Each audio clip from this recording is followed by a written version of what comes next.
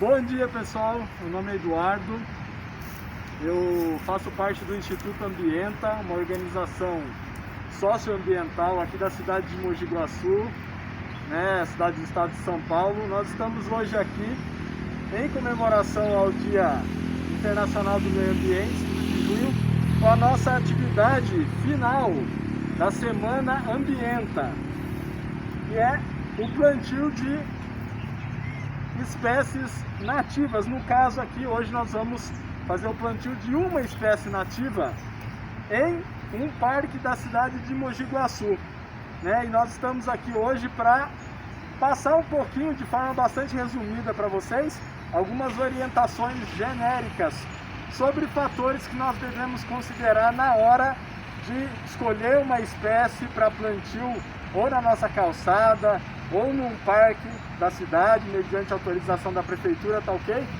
Então aqui vocês podem ver que nós temos algumas mudas. Essa espécie, ela popularmente é chamada de pau-formiga. É uma espécie nativa de ocorrência aqui na região. Ela é bastante encontrada, é uma espécie bastante comum, tá? Tem uma ampla distribuição no território nacional, mas ela geralmente ocorre em áreas de vegetação ripária, que é a nossa popular vegetação mata ciliar, Então, para iniciar, pessoal, deixa eu passar para vocês o que a gente vai levar em consideração na hora de se escolher uma espécie arbórea para plantar, seja dentro de casa, na calçada, num parque, onde for. Então, alguns municípios vão ter orientações próprias que a gente tem que observar na hora de fazer um plantio. Às vezes vai ser necessário conseguir autorização também, por parte do poder público.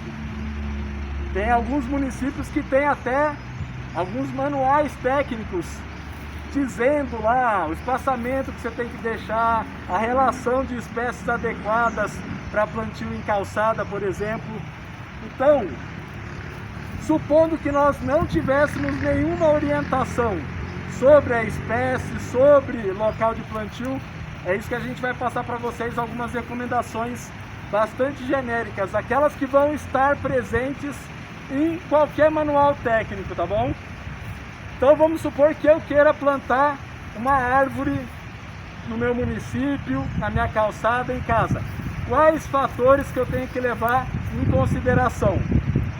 O primeiro deles é a escolha da espécie, Eu tenho que, preferencialmente, optar por uma espécie nativa, Aqui no Brasil é muito comum se priorizar espécies exóticas para plantio em área urbana, O paisagismo urbano, isso vem mudando lentamente, mas há pouco tempo atrás eram priorizadas as espécies exóticas, ou seja, que não ocorriam naturalmente, ou no Brasil ou na região.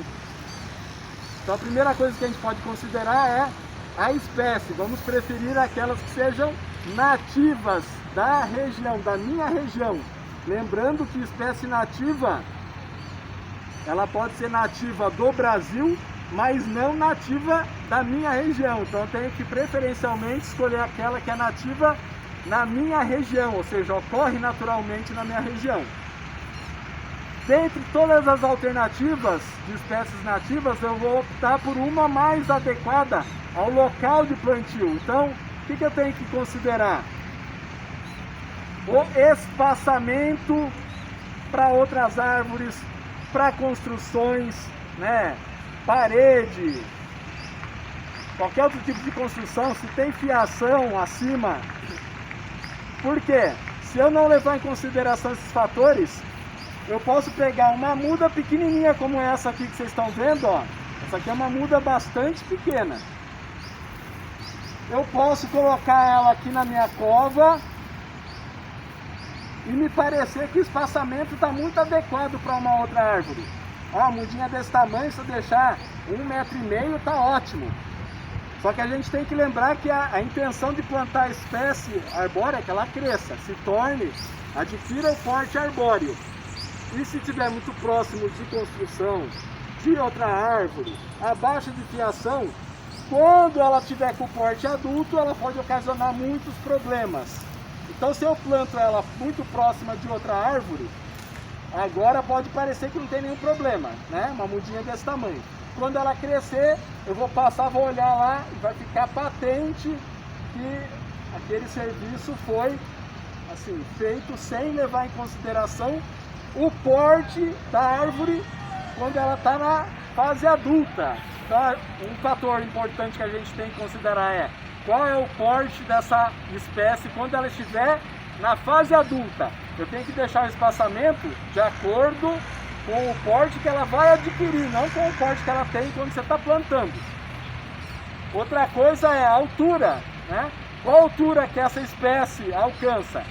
Por exemplo, essa daqui, que é o pau-formiga, é Triplaris brasiliana, o nome dessa espécie, nome científico. Essa árvore ela alcança até 20 metros, de 15 a 20 de altura. Então ela seria adequada para plantar numa calçada onde tivesse fiação passando por cima?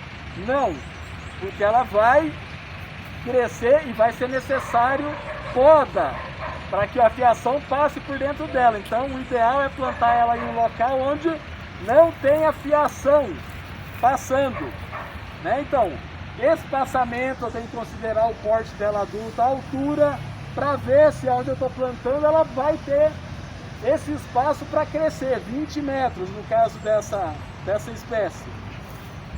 Outro fator a se considerar é qual é a exigência da planta em termos ambientais. Essa daqui, por exemplo, ela é bastante exigente em luz, né? Se eu plantar ela num local muito sombreado, não vai se desenvolver. E ela também é bastante exigente a água, né? Ela é uma seletiva higrófita, ou seja, ela até tolera ambientes alagadiços. Então, se eu plantar ela em um local muito seco, sem que haja irrigação, né, rega, principalmente no estágio inicial, a chance da muda não se desenvolver é muito grande.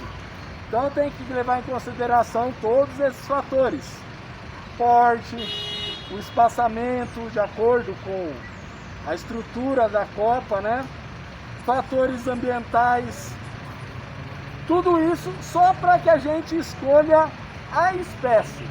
Então reparem que a gente vai, cada vez que a gente vai considerando um fator, meu número de opções vai caindo, certo? Então, por exemplo, eu quero plantar na frente da minha casa. Na frente da minha casa é sombra quase o dia inteiro. Não seria possível, por exemplo, plantar essa espécie aqui deste tamanho. Por quê? Ela precisa de muito sol. Se na frente da minha casa não tem fio, né, daquela adquire uma altura razoável.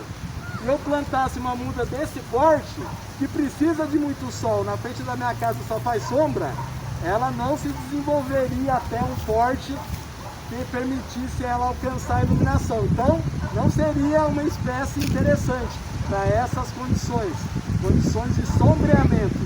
Aí eu teria que ter visto lá na minha lista de opções espécies ombrófilas, que a gente chama, né? Mais afeitas a ambiente sombreado.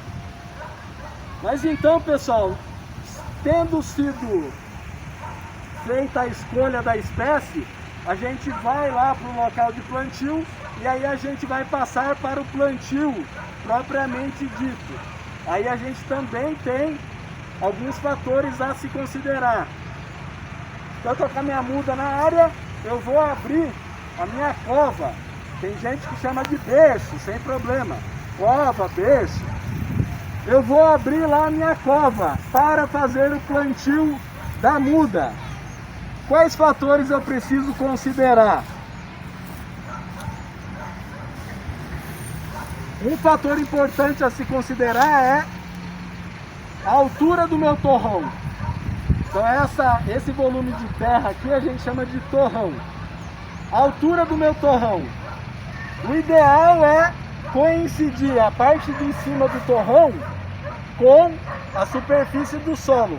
Talvez um dedo abaixo, né, para o torrão não ficar aparente. Mas é isso.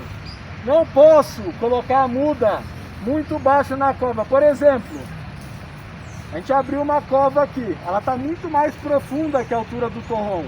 Ó, vou colocar aqui dentro para vocês verem.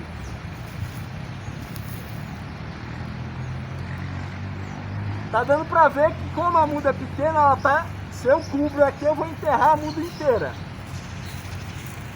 Ninguém vai fazer isso, mas também não posso, por exemplo, chegar com terra até aqui na minha muda.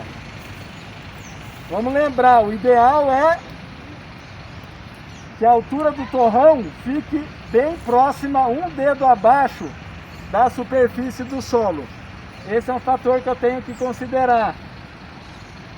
Se eu enterrar o colo da planta, que é essa área aqui, bem na divisória entre ambiente subterrâneo e o ar, eu vou estar sujeitando a minha planta a muitas doenças fúngicas de solo, né, causadas por fungos. Então esse é um fator a se considerar. Agora vocês viram aí, a gente abriu uma cova muito mais profunda do que seria necessário para uma mudinha que tem aqui 10 centímetros de altura. A gente abriu uma cova aí com uns 30 centímetros quase de profundidade. Por que será? A gente abriu uma cova mais profunda porque esse solo aqui está bastante compactado, bem duro. E ao contrário do que se pensa, quanto mais duro for o solo, mais compactado, maior e mais profunda tem que ser a minha cova, o meu berço. Por quê? Isso aqui é uma muda. Então o sistema radicular novo, se ele começa a crescer, já encontra uma parede de solo compactado, dificilmente essa muda vai se desenvolver da forma como a gente espera que ela se desenvolva. Então a gente faz uma cova maior, mais profunda, para depois voltar à terra que a gente cavou, boa parte da terra, para que a raiz encontre uma terra menos compactada, logo no seu estágio inicial de desenvolvimento. Outra informação sobre cova, vocês podem ver aí, ou já viram, a gente jogou um pouco de calcário, né, dentro na parede da cova. Isso para atenuar uma possível acidez, já que é situação comum nos solos do Brasil estarem mais acidificados, né? Então a gente joga um pouquinho de calcário na parede da cova, não só para atenuar uma possível acidez elevada, mas também para fornecer os nutrientes, né? Magnésio, cálcio. Outra informação relacionada à cova. Aqui a gente veio só com uma cavadeira articulada e com enxadão, então não foi muito possível da forma que a gente queria. Mas o ideal, quando eu tenho um solo mais compactado, é que a gente faça uma cova quadrada e não uma circular, porque fica mais difícil de eu ter problema de enovelamento da raiz. O que é o enovelamento? É a raiz começar, ao invés de crescer para baixo, ela começa a se desenvolver contornando a parede da cova. Então, se ela encontra uma parede de solo muito dura, ela apresenta a tendência de começar a crescer superficialmente essa parede. E se a parede for circular, facilita para que ocorra o enovelamento. Qualquer planta com sistema radicular enovelado não vai se desenvolver corretamente, ela vai ficar estagnada.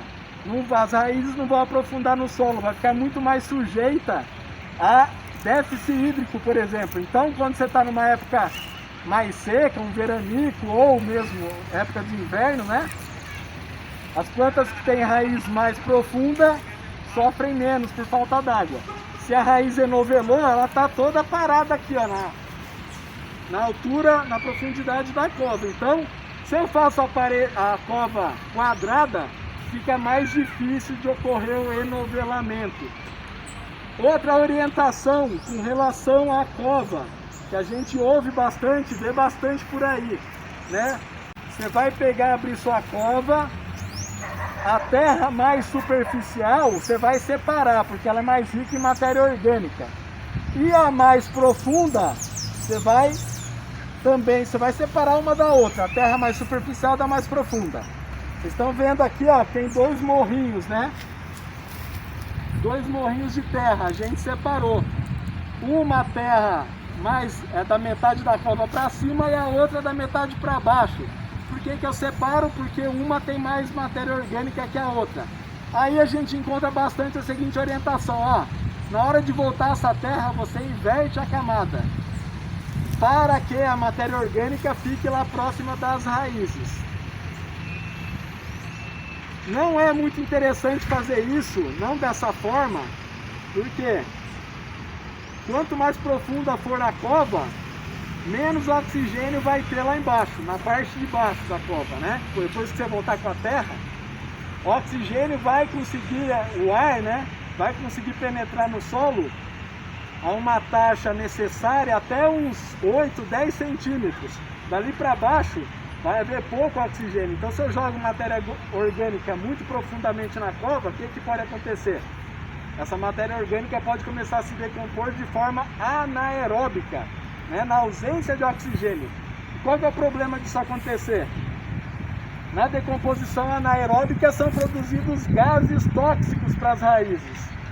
E aí, se acontecer isso, a raiz não vai querer aprofundar, muito pelo contrário, ela vai querer ficar mais próxima da superfície para fugir desses gases tóxicos. Então, o que é o ideal?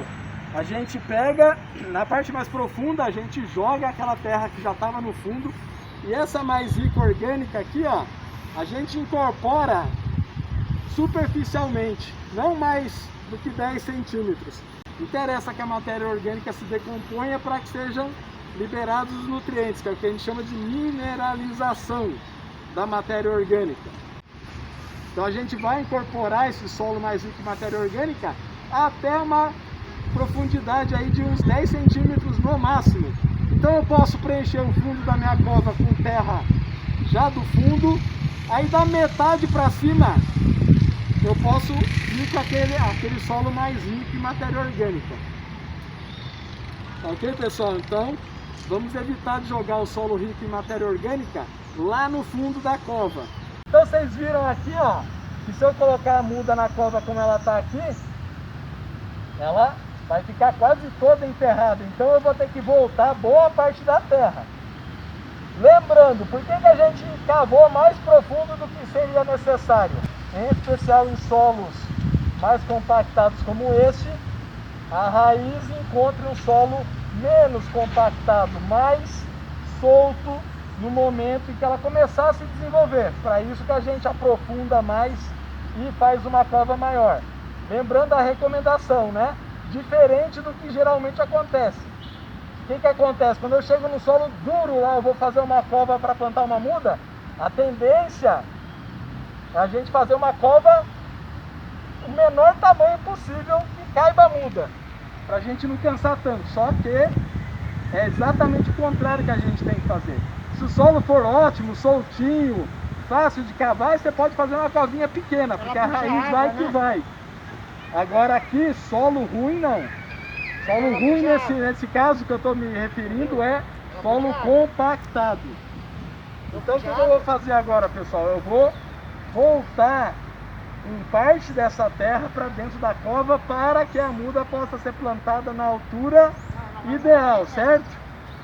Então eu vou, a princípio, voltar para dentro da cova o solo que foi retirado mais do fundo.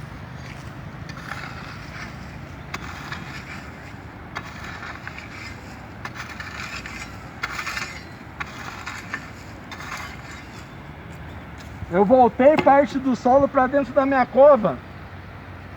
E agora eu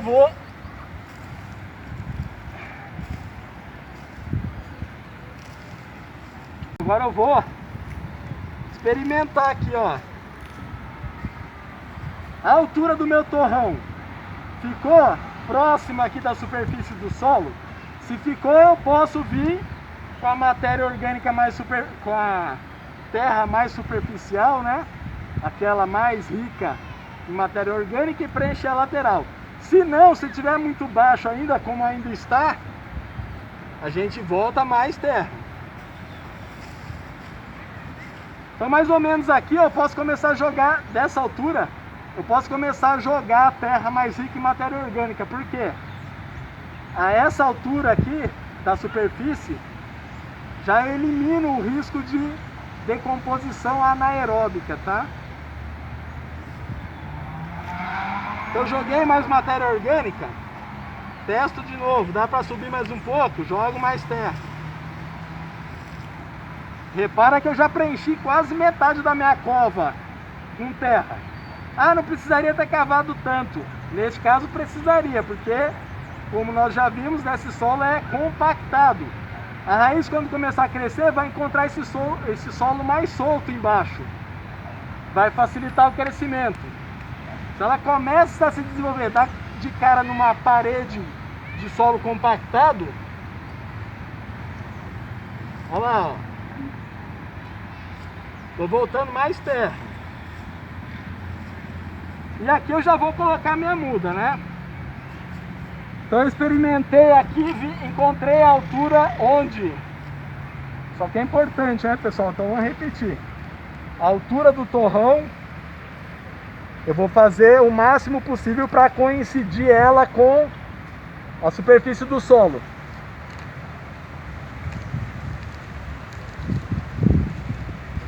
Então olha lá, é importante tirar o torrão buscando mantê-lo intacto, sem desmanchar o torrão, né? Para não desestruturar o meu sistema radicular. Venho aqui, posiciono a muda no centro da minha cova e volto o solo. Vou voltando o solo, preenchendo a lateral do torrão.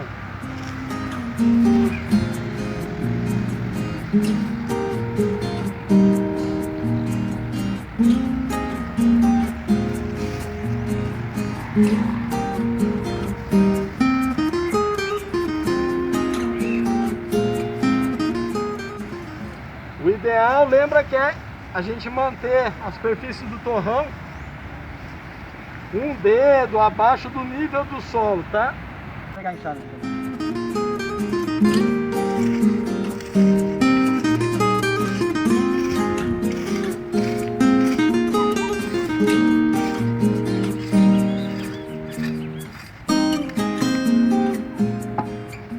Tendo preenchido a minha cova com a terra que a gente removeu, é importante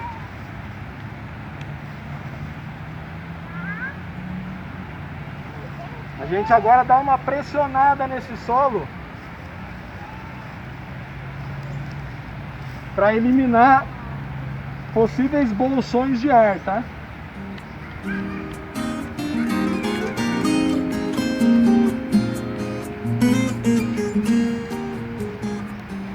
Compactada de leve, tá?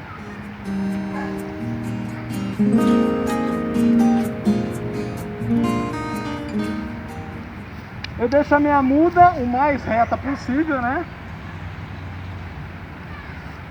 Tendo feito o plantio, a gente vai fazer agora uma rega generosa, né? A gente tem aqui um pouquinho de água que a gente pegou do próprio rio, aqui do lado. O rio tá aqui do lado.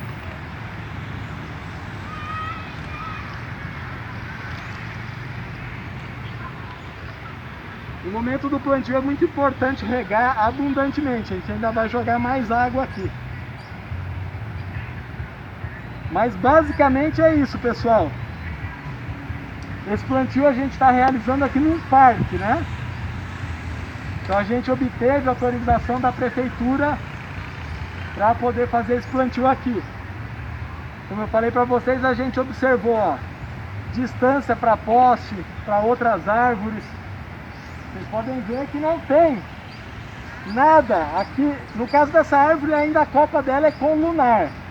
A gente não precisaria de um espaçamento tão grande, mas ó, a gente tem num raio aqui de uns 3 metros, tá livre, não tem nada.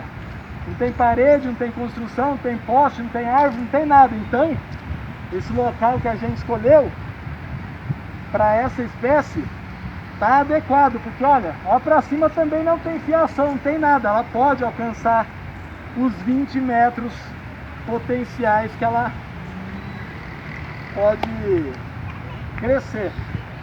Então aqui o plantio é isso, pessoal. Espero que vocês tenham gostado, que as informações sejam úteis para vocês plantarem árvores no município de vocês, ok? Então eu agradeço a atenção e nós vamos continuar aqui plantando o restante das mudas. Vamos buscar, dentro das nossas possibilidades, contribuir com a questão ambiental. Parece pouco o plantio de uma árvore, né?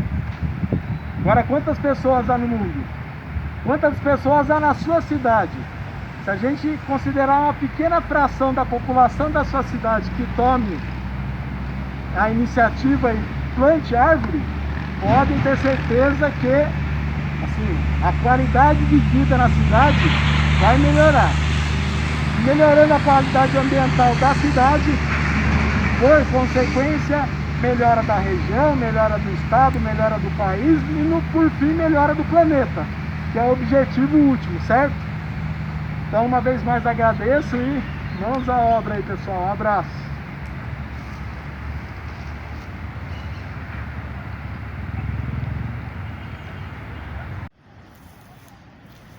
Pessoal, uma outra informação importante a se levar em consideração no momento da escolha da espécie para plantio em área urbana diz respeito ao sistema radicular, porque tem aquelas espécies que são mais adequadas para plantio em área urbana por apresentarem sistemas radiculares mais profundos ou pivotantes, que a gente chama, ou que crescem mais profundamente, né? Diferente de espécies cujo sistema radicular é mais vigoroso e mais superficial, e se a gente plantar essa espécie na minha calçada, o que vai ocasionar?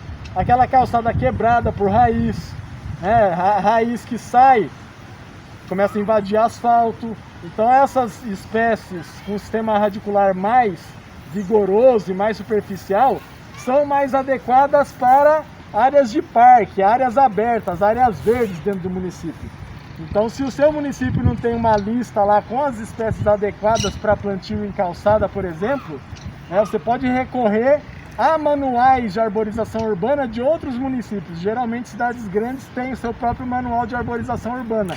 E lá constam as listas das espécies adequadas para calçada, né, para ambiente urbano no geral. Você só precisa tomar cuidado para ver se aquela espécie também ocorre na sua região. Lembra que o ideal é escolher espécies que ocorrem naturalmente, sejam nativas da sua região, tá ok, pessoal?